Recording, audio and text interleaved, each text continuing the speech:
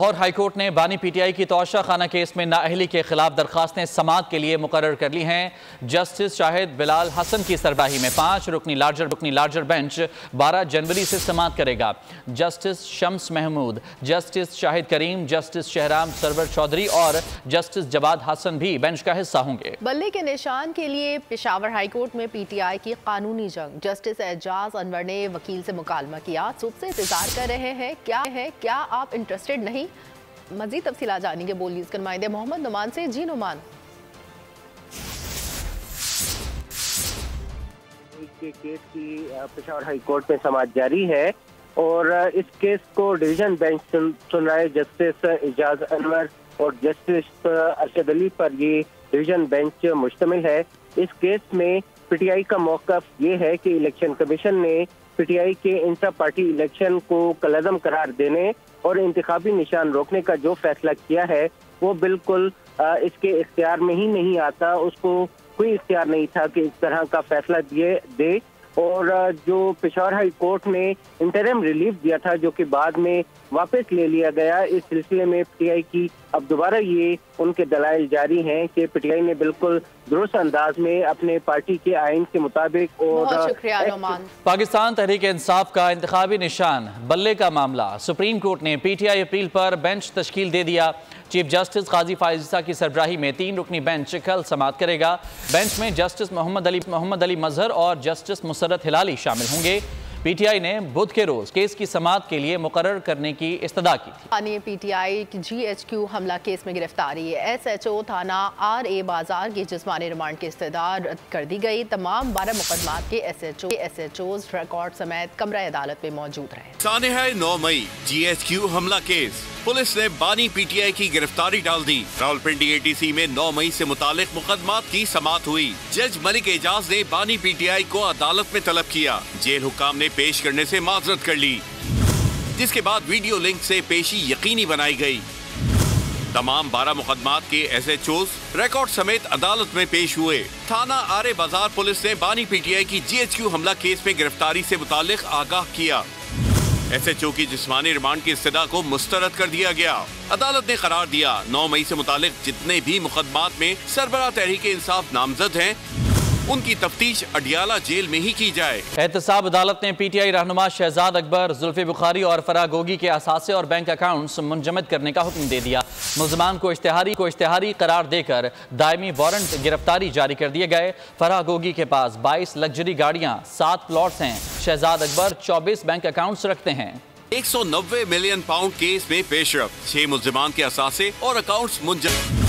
शहजाद अकबर और जुल्फी बुखारी के असासे और बैंक अकाउंट्स मुंजमद करने का हुक्म। एहतसाब अदालत ने फैसला सुना दिया। जज मोहम्मद बशीर ने हुक्म जारी करते हुए फराह गोगी, वकील जियाउल मुस्तफा नसीम और दीगर मुल्ज़िमान के भी असासे और बैंक अकाउंट भी मुंजमद करने की हिदायत की।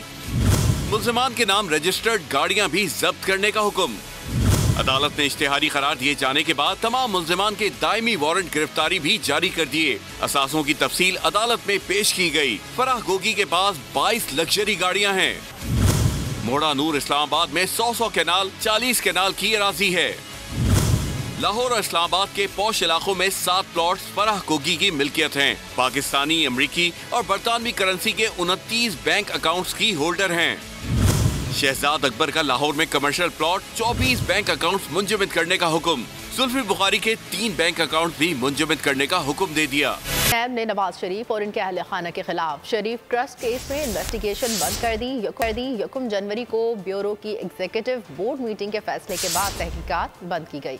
शरीफ ट्रस्ट केस में इन्वेस्टिगेशन की मंजूरी 31 मार्च 2000 को दी गई। नैब की नवाज शरीफ को क्लीन चिट। शरीफ ट्रस्ट केस में इंक्वायरी बंद करने की मंजूरी दे दी। साबिक वजीर आजम और उनके अहले खाना के खिलाफ तहकीकात 1 जनवरी को एग्जीक्यूटिव बोर्ड मीटिंग के फैसले के बाद बंद की गई। एलामी के मुताबिक नैब एक्ट 2022 के सेक्शन 31B के तहत इन्वेस्टिगेशन बंद की गई। शरीफ ट्रस्ट केस में तहकीकात की मंजूरी 31 मार्च सन 2000 को दी गई थी।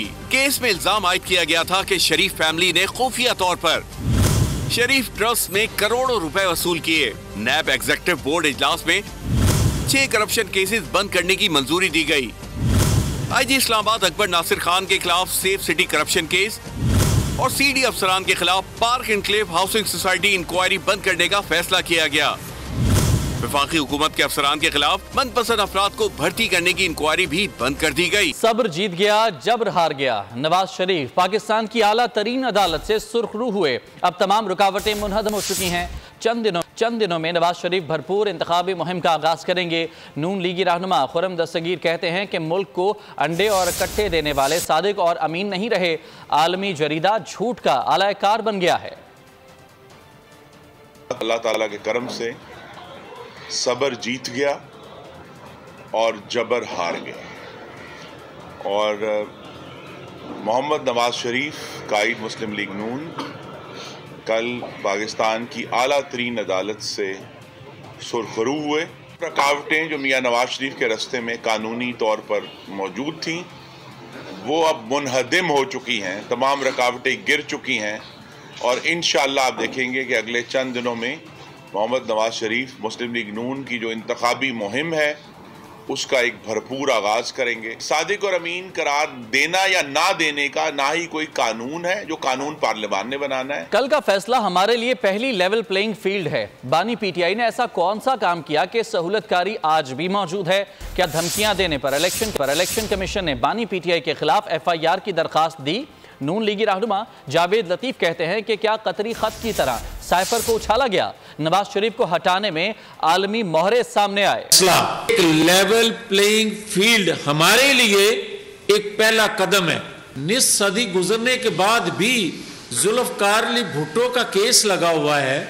हम देख रहे हैं वो जुल्फकार अली भुट्टो फैसले के बावजूद वापस तो नहीं आ सकता, मगर एक ऐसी आप नज़ीर पैदा कर सकते हैं, ऐसी नज़ीर बना सकते हैं कि जिससे आइंदा या कम अज़ कम वो लोग जो आज भी जिंदा हैं जुल्फकार अली भुट्टो के हम ख्याल, जुल्फकार अली भुट्टो के दौर के या तमाम पॉलिटिकल जमातों के जो लोग हैं उनको ये तस्कीन हो सके कि उस वक्त एक अदालती कत्ल था। और ये कहते हैं कि आलमी कुव्वतों ने एक एजेंडे के तहत उन लोगों को निकाला और आज इसको निकाला। जाली अकाउंट्स केस में आसिफ जरदारी और फरियाल तालपुर बैंकिंग कोर्ट में पेश नहीं हुए। अदालत ने साबिक सदर और इनकी बहन को एक और नोटिस जारी कर दिया। फारूक एच नाइक ने बताया आसिफ जरदारी और फरियाल तालपुर को पेशी के लिए नोटिस ही मौसूल नहीं हुए।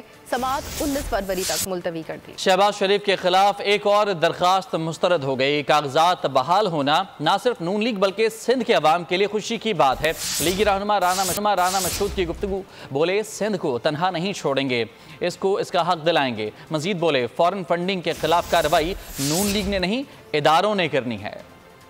वो दो मिशंस हैं वो रिजेक्ट हो गई। शहबाज शरीफ साहब के नॉमिनेशन पेपर्स एक्सेप्ट हो गए। कराची के लोगों के लिए खुशखबरी ये है, कराची बिलखसूस फिर कहूँगा कि इसकी महरूमियों के खात्मे का और जो कसीरुल जमाती इत्तेहाद जिसके अंदर MQM भी है।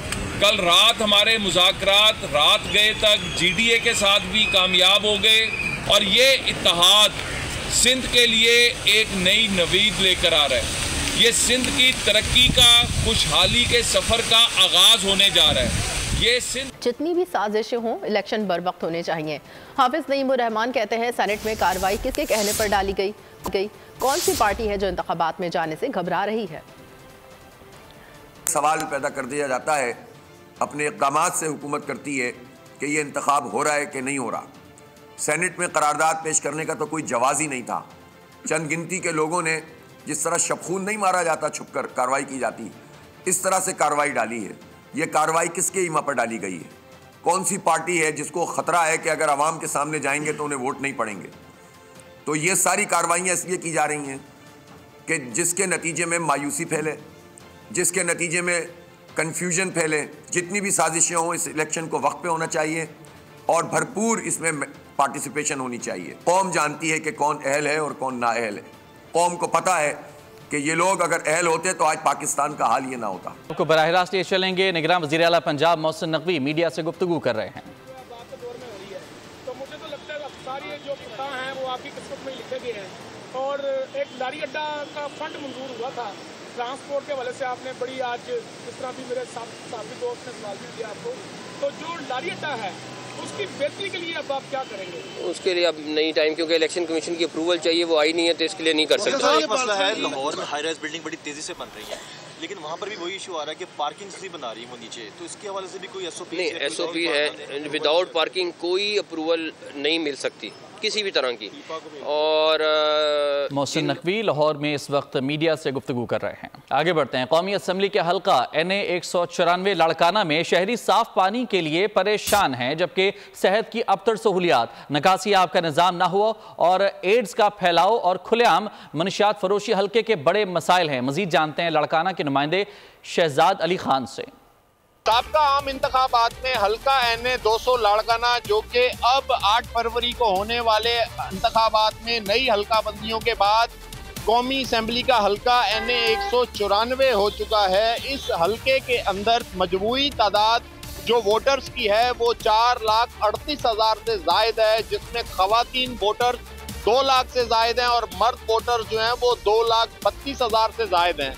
चलेंगे इस हल्के के आवाम के पास और जानेंगे कि उनके मसाइल क्या हैं। एक तो यहाँ पे ड्रेनेज का जो सिस्टम है वो तो पिछले 15-20 सालों से कंटिन्यू तोड़ भी रहे हैं, बना भी रहे हैं, लेकिन वो ठीक नहीं हो रहा। पानी पीने का पानी है वो पीने के काबिल ही नहीं रहा, क्योंकि वो संख्या इतना बढ़ गया है कि हर 10 8 फरवरी को होने वाले जनरल इलेक्शन में हल्का NA 147 जहानिया की आवाम किसका साथ देंगे, जबकि इस हल्के में बेरोजगारी, नकारा सीवरेज सिस्टम, कूड़ा करकट, साफ पानी और टूटे हुए रोड्स के मसाइल हल्के में मौजूद हैं। इस बारे में मजीद जानते हैं बोल न्यूज़ के नुमाइंदे M अजीम सरवर से। जी बिल्कुल, मैं इस वक्त मौजूद हूँ हल्का NA 147 में, जहाँ पर कुल वोटर्स की तादाद 4,98,090 है, जबकि मेल वोटर्स की तादाद 2,67,075 है, जबकि फ़ीमेल वोटर्स की तादाद 2,31,015 है। इस हल्के के अवाम के मसाइल क्या हैं, आइए हम हल्के की अवाम से जानते हैं। मसले मसाइल तो यहाँ बहुत ज़्यादा हैं, देख लें सीवरेज का मसला आपके सामने है, दूसरा गैस का मसला है। आधे करके जान रहे झूठे, कोई बात है कि पूरा नहीं होया किसी किस्म का, यानी कि मालकाना को उगते हर बंदा लारा ला के चला जाता, करता कोई नहीं है पूरे। साढ़े तो कोई चाक की सहूलत नहीं आएगी, सीवरेज नहीं आएगी सारी इतने। और खबरों के सिलसिले को आगे बढ़ाएंगे और यहाँ आपको बताएंगे शहबाज शरीफ को 3 हल्कों से इलेक्शन लड़ने की इजाज़त मिल गई। बानी PTI के कागजात मुस्तरद होने के खिलाफ अपील पर इलेक्शन ट्रिब्यूनल ने फैसला महफूज कर लिया, जो कल सुनाया जाएगा। NA 15 मानसहरा से नवाज शरीफ के कागजात पर एतराज़ात मुस्तरद कर दिए गए। कागजात नामजदगी मुस्तरद और मंजूर होने के खिलाफ अपीलें। सरबरा PTI के NA 22 से कागजात नामजदगी मुस्तरद होने के खिलाफ अपील। ट्रिब्यूनल ने फैसला महफूज कर लिया, कल सुनाया जाएगा। लाहौर हाई कोर्ट में RO ने बयान दिया, बानी PTI तोशाखाना में सजा याफ्ता है, 5 साल के लिए नाअहल करार दिया गया है, तजवीज़ कुनंदा हल्के से नहीं है। NA 15 मानसेरा से नवाज शरीफ के कागजात नामजदगी के खिलाफ अपील रद्द कर दी गई। लीगी कायद अब हल्के से इलेक्शन लड़ सकेंगे। NA 242, NA 131 और NA 232 से शहबाज शरीफ के कागजात मंजूरी के खिलाफ दरखास्तें मुस्तरद कर दी गईं। सिंध हाई कोर्ट के इलेक्शन ट्रिब्यूनल ने NA 242 से कागजात मंजूरी के खिलाफ दूसरी दरखास्त भी मंजूर न की। जस्टिस अरशद ने कहा, दुरुस्त मालूमात का तनाज़ा इलेक्शन के बाद भी देखा जा सकता है। NA 132 में एपलेट बेंच ने अपील नाकाबिले समाअत करार दे दी। आबिद शेर अली के NA 102 फैसलाबाद से कागजात नामजदगी की मंजूरी के खिलाफ अपील भी मुस्तरद। उस्मान डार की वालदा रेहाना डार को NA 71 सियालकोट से इलेक्शन लड़ने की इजाज़त मिल गई। रिटर्निंग अफसर का फैसला कल अदम करार दे दिया गया। साबिक वफाकी वजीर शहरियार आफरीदी और साबिक MNA शानदाना गुलजार के कागजात भी मंजूर कर लिए गए।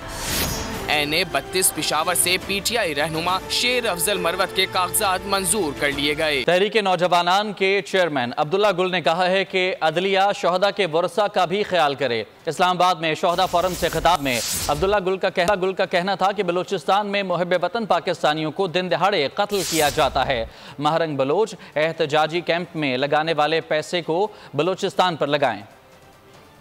हमने अदलिया से जो है वो ये गुजारिश करेंगे कि वो जहां मिसिंग पर्सनल के हवाले से जो है बात करती है और उनसे बात करती है कि वो लोग जो गायब हो गए हैं या ख़ुद कहीं चले गए हैं, उनके हवाले से बहुत अच्छी बात है, कमीशन बनाना चाहिए और उनके हवाले से केसेस भी जो है वो देखने चाहिए।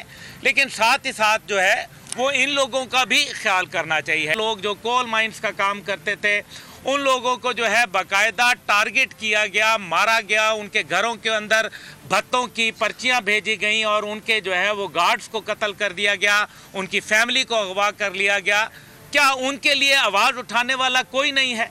इंटरनेशनल कुव्वतें जुड़ी हुई हैं, इसमें कोई शक नहीं है कि इसराइल को जो है बड़े तकलीफ हो रही है। वो प्रीएम्प्टिव स्ट्राइक करके जो है बाकायदा दहशत गर्दों को, इन BLR, BLA, BLF के जो दहशत गर्द हैं उनको इकट्ठा करके पाकिस्तान बखसूस बलोचिस्तान के ऊपर हमला आवर हैं। आज TTP के पास वो असला कहाँ से आ रहा है? कौन दे रहा है उनको वो असला जो पाकिस्तान के खिलाफ इस्तेमाल? खबर देंगे आपको PTI इंट्रा पार्टी इंतखाबात और इंतखाबी निशान वापसी के खिलाफ केस। बैरिस्टर अली जफर के दलाइल मुकम्मल हो गए हैं। समाअत में कुछ देर का वक्फा लिया गया है।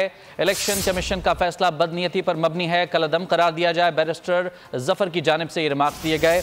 मोहम्मद नुमान हमारे नुमाइंदे मौजूद हैं, उनसे मजीद जानेंगे। नुमान, आज की कार्रवाई की क्या तफसीलात हैं?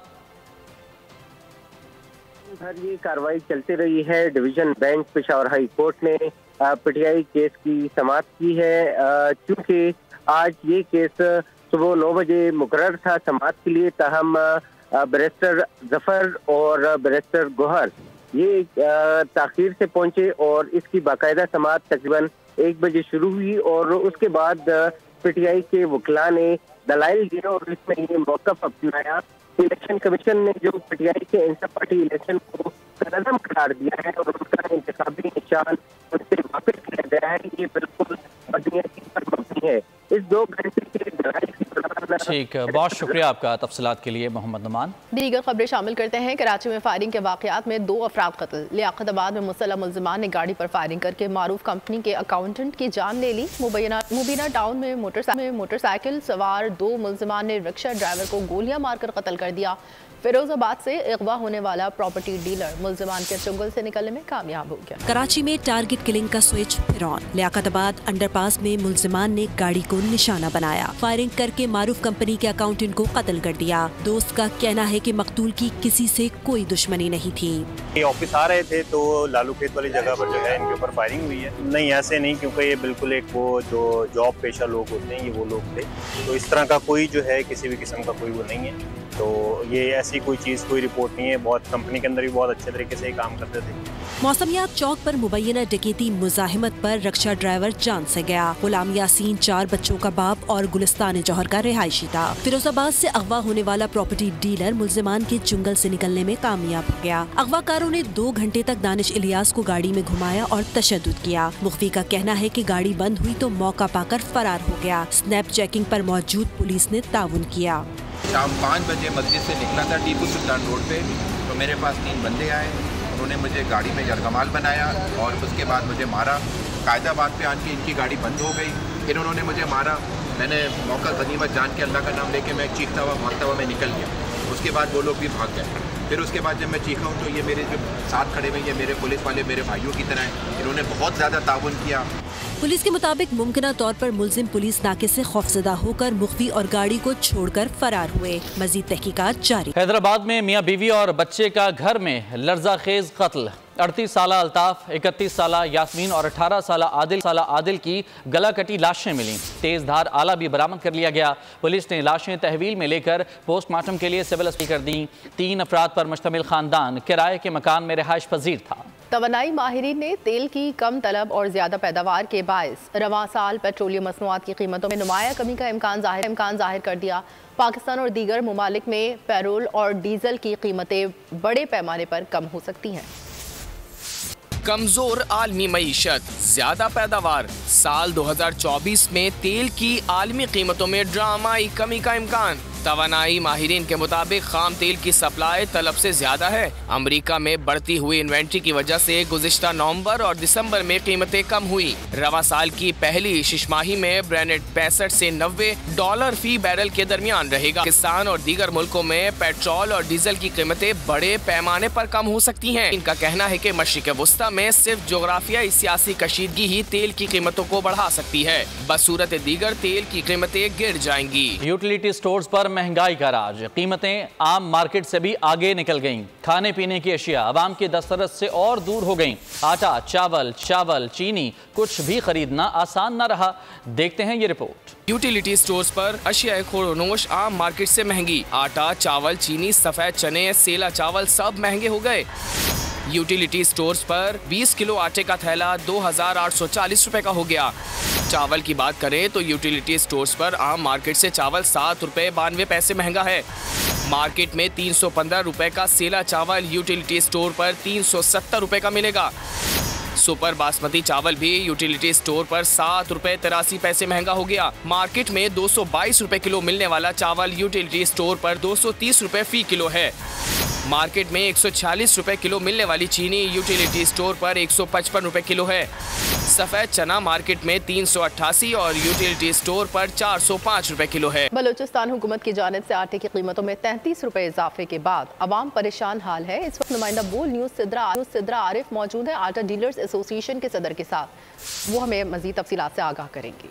आटे की कीमतों को अपडेट कर रहे हैं। बलूचिस्तान हुकूमत की जानिब से आटे की कीमतों में 33 रुपए इजाफे के बाद अवाम परेशान हाल है। जी सिद्रा। जी, इस टाइम में मौजूद हूँ बलूचिस्तान होलसेल मार्केट में, जहाँ पे आटा की कीमत बहुत ज़्यादा बढ़ चुकी है। सरकारी सतह पे आटे की जो कीमत बताई जा रही है वो 33% तक बढ़ाई दी है। इस महंगाई की सबसे बड़ी वजह क्या है, ये आटा क्यों महंगा किया गया है, इसके बारे में जानते हैं। हमारे साथ मौजूद है पाकिस्तान गुलस्तान आटा डीलर एसोसिएशन के सदर। आटा इसलिए महंगा हो गया कि ये गंदम है, गंदम की वजह से आटा बहुत ज़्यादा ही महंगा हो गया। फूड वाला ने अपना गंदम रखा हुआ स्टॉक किया हुआ, मिलों वाला के साथ ताउन नहीं करता है कि फूड वाला ने इतना गंदम स्टॉक करके रख दिया कि मिलों वाला के साथ थोड़ा ताउन करे कि गंदम आ जाए मार्केट पर, फिर आटा सस्ता हो जाएगा। अगर गंदम मार्केट में नहीं आ जाएगा तो सस्ता नहीं होएगा। अभी एक दिन में फी 50 किलो को बोरों में 200 रुपया इजाफा हो गया। 200 रुपया एक पार्सल में इजाफा जो हुकूमत आला सतह पर है। बहुत शुक्रिया आपका तफसीलात के लिए सिद्रा। मुग़वियों की रिहाई के लिए इसराइल की एक और कोशिश।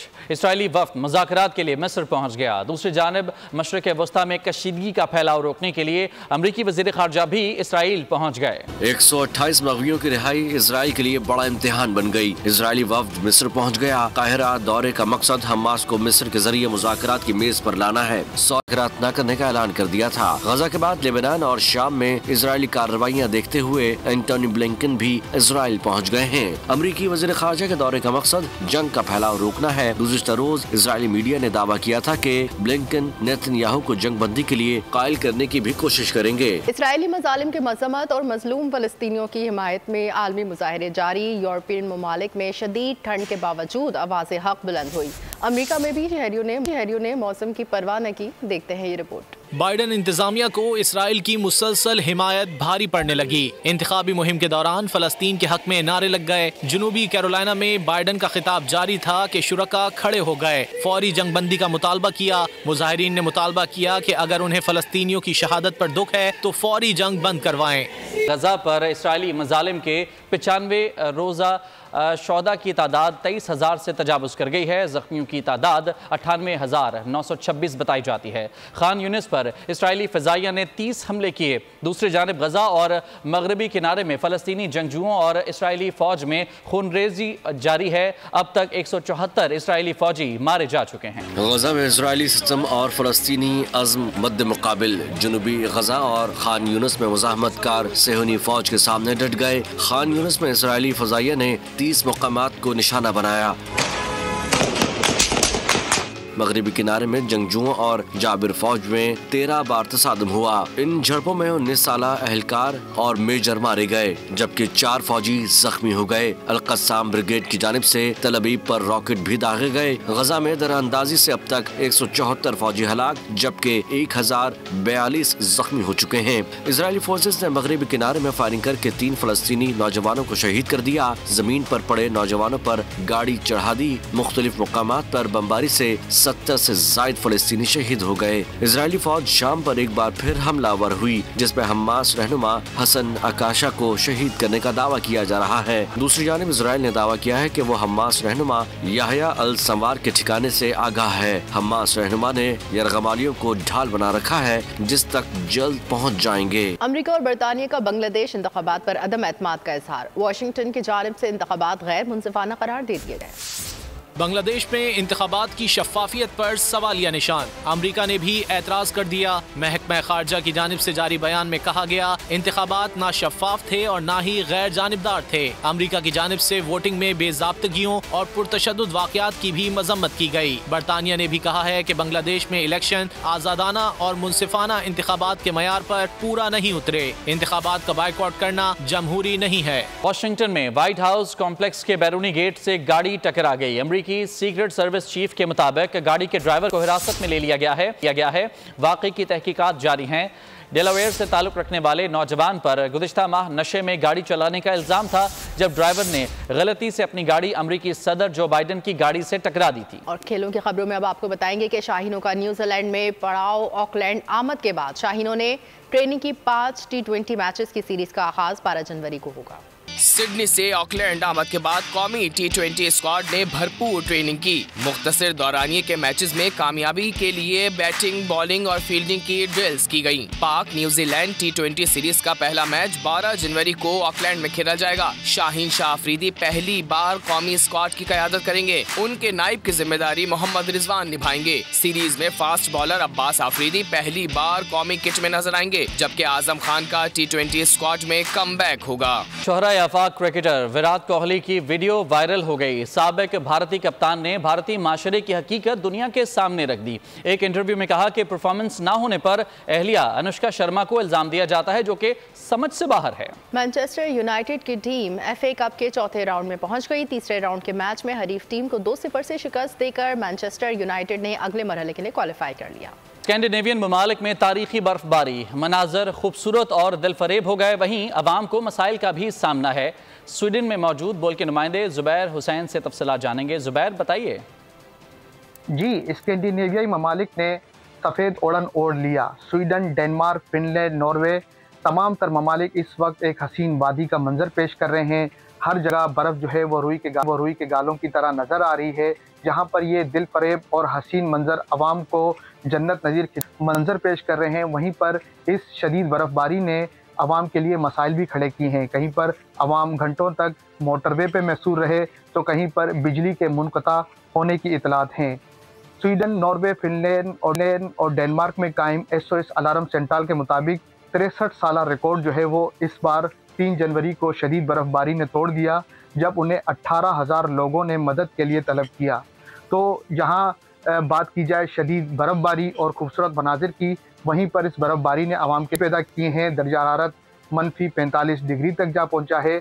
और इस बहुत शुक्रिया। डिम्पल क्वीन का मुनफरिद अंदाज, अदाकारा हानिया आमिर का वीडियो शूट सोशल मीडिया पर वायरल हो गया। पाकिस्तानी मौला जट पंजाबी फिल्मों के नामवर अदाकार सुल्तान राही को मद्दाहों से बिछड़े 28 बरस बीत गए। सुल्तान मोहम्मद अल मारूफ सुल्तान राही ने 1971 में अपने फिल्मी करियर का आगाज किया। 2 दहाइयों से जायद अरसे तक फिल्मी दुनिया पर राज किया।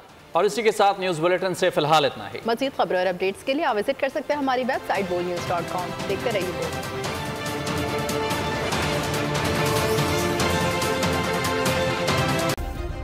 सब्सक्राइब करें और बेल दबाएं ताकि कोई खबर रह न जाए।